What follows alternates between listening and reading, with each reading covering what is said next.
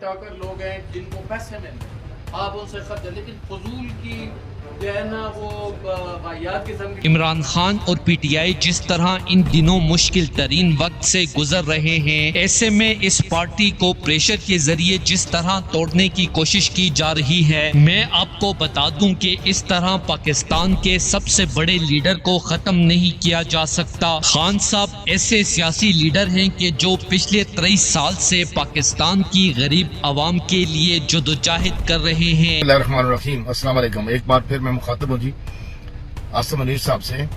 انہوں نے اپنی تقریر میں کہا ہے کہ جب تک بہادر مائیں اپنے بہادر بچے پیدا کرتی رہیں گی، ہم بہادر بچوں کی لاشیں اٹھاتے رہیں گے۔ تو میرا سوال آپ سے یہ ہے کہ ذرا قوم کو یہ بھی بتا دیں کہ پچھلے 3 سال میں کتنے جنرلز کی لاشیں آپ نے اٹھائی ہیں اور کتنے جنرلز کے بیٹوں کی لاشیں اٹھائی ہیں۔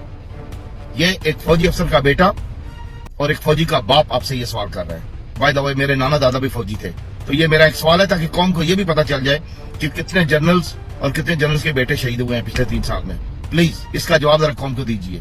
پاکستان زندہ باد، عمران خان زندہ باد۔ دوستو، جیسے کہ آپ کو پتا ہے کہ پورے پاکستان میں کے خلاف شدید ظلم ہو رہا ہے، جس کی وجہ سے پی ٹی آئی کی مرکزی قیادت اور کارکنان پی ٹی آئی چھوڑ کر جا رہے ہیں۔ ایسے میں پاک فوج کا ایک بہادر حوالدار عمران خان کے ساتھ آ کے کھڑا ہو گیا ہے۔ تو کپتان پر ہونے والے ظلم کے خلاف ایک فوجی حوالدار سب کچھ چھوڑ کر کپتان کے ساتھ آ کر کھڑا ہو گیا اور سوشل میڈیا پر اپنی آخری ویڈیو شیئر کرتے ہوئے پاکستانی قوم کو بڑا پیغام دے دیا۔ اس لیے میں عمران خان سے بے حد محبت اور عقیدت رکھتا ہوں۔ عمران خان پر ہونے والے ظلم کی شدید مذمت کرتا ہوں اور اپنی نوکری کے ساتھ جان بھی خان صاحب پہ قربان کرتا ہوں۔ دوستو، اس حوالے سے اپنی رائے کا اظہار کامنٹ سیکشن میں دیں۔ ویڈیو اچھی لگے تو لائک کریں اور اس چینل کو سبسکرائب کریں۔